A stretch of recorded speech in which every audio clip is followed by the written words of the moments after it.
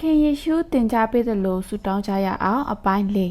ရှင်လူကာခရစ်ဝင်ကျမ်းအပိုင်း၁၈အပိုင်းငယ်၁မှ၈သခင်ယေရှုယေရုရှလင်မြို့ကိုခရီးသွားရာကနေဖျားသခင်ရဲ့ဆုတောင်းမှုအကြောင်းကိုတင်ကြပေးပါတယ်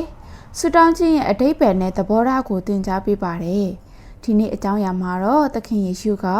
ခရီးအဆုံးသတ်မှာဆုတောင်းခြင်းအကြောင်းကိုထပ်မံပြောဆိုခဲ့ပါတယ်သခင်ယေရှုကဆုတောင်းခြင်းအကြောင်းကိုထပ်ခါတလဲလဲသွန်သင်ခဲ့ပါတယ်။ဒါပေမဲ့ဆုတောင်းသူများထဲမှာများစွာသောသူတို့ကအကြောင်းအမျိုးမျိုးကြောင့်စိတ်သက်ကြပြီးဆုတောင်းခြင်းကိုရပ်တန့်ခဲ့ကြပုံပေါ်ပါတယ်။ဒါကြောင့်သခင်ယေရှုကကျွန်တော်တို့ကိုအမြဲဆုတောင်းသင်ပြီးစိတ်ဓာတ်မကျသင်ကြောင်းကိုမိန့်တော်မူခဲ့ပါတယ်။အဲဒီမှာမျိုးတစ်မျိုးရှိတယ်။ကျေးလက်ဒေသလိုမျိုးလူတိုင်းကအိမ်တိုင်းမှာဘာအစားအစာတွေရှိလဲဆိုတာသိလာအောင်လို့အချင်းချင်းကောင်းမွန်ရင်းနှီးကြတာမျိုးမဟုတ်ပဲမျိုးတွေကလူတွေကတယောက်နဲ့တယောက်ဂရုမစိုက်ပဲနေထိုင်ကြပါတယ်။တယောက်နဲ့တယောက်တီးရုံလောက်ကလွယ်လို့ဘာမှမပြောကြပါဘူး။တကိုးကြည့်ပြီးအရေးချင်းရှိတဲ့သူတွေကသူတို့ရဲ့စီးစိမ်တဲ့တကိုးကိုပဲယုံကြည်ပြီးစိတ်ကြိုက်ပုံစံနဲ့နေထိုင်ကြပါတယ်။မျိုးတွေကအာဏာမရှိတဲ့သူတွေကတော့နောက်ချက်ချင်းကိုခံရပြီးမတရားမှုတွေများပြလာပါတယ်။ပြီးတော့ဘယ်သူမှသူတို့ကိုမကာကွယ်ပေးပါဘူး။တနေ့မှာအားကိုးရမဲ့ပြီးတနာစရာကောင်းတဲ့မိုးဆိုးမကတရားသူကြီးစီလာပြီးအပြစ်စီရင်ပေးဖို့တောင်းဆိုပါတယ်။သူမကအမှားလုပ်ချင်ခံရပေမဲ့တက်နိုင်တဲ့များတရားသူကြီးထံသွားခဲ့ပါတယ်။ဒါပေမဲ့တရားသူကြီးကဖျားသခင်ကိုမကြောက်ရွံ့ပဲလူတို့ကိုဂရုမစိုက်တဲ့သူဖြစ်ပါတယ်။သူ့ရဲ့တောင်းဆိုမှုကိုပုံမှန်အတိုင်းငြင်းဆန်ခဲ့ပါတယ်။ဒါပေမဲ့အမျိုးသမီးကတရားသူကြီးစီထပ်မံရောက်လာပါတယ်။နောက်နေ့တွေများမှာသူမကထပ်တန်တဲ့နှလုံးသားနဲ့ထပ်ပြီးရောက်ရှိလာပါတယ်။အမျိုးသမီးရဲ့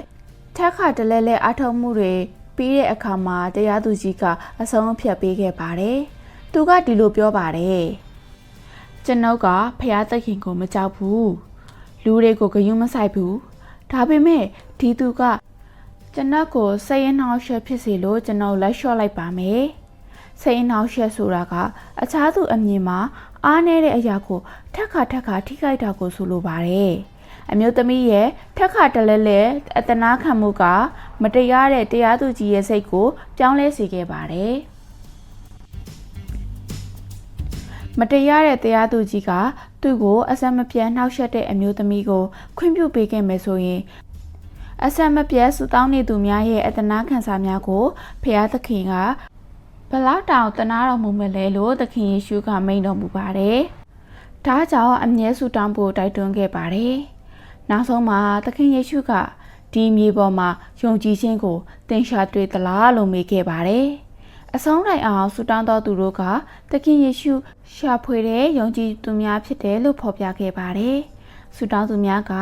ဒီနောက်ဆုံးမေကွန်းကိုတွေးတောဆင်ခြင်ပြီးဒီမေကွန်းကိုဖြေဆိုဖို့စူးစမ်းသင့်ပါတယ်။အမြဲလို့ဆုတောင်းပြီးဘဝကိုအရှုံးမပေးပဲဘဝကိုရှင်သန်နေတဲ့သူဆိုပြီးယုံကြည်ချက်ရှိတဲ့အဖြေကိုပေးနိုင်တဲ့သူဖြစ်မယ်လို့မျှော်လင့်ပါတယ်။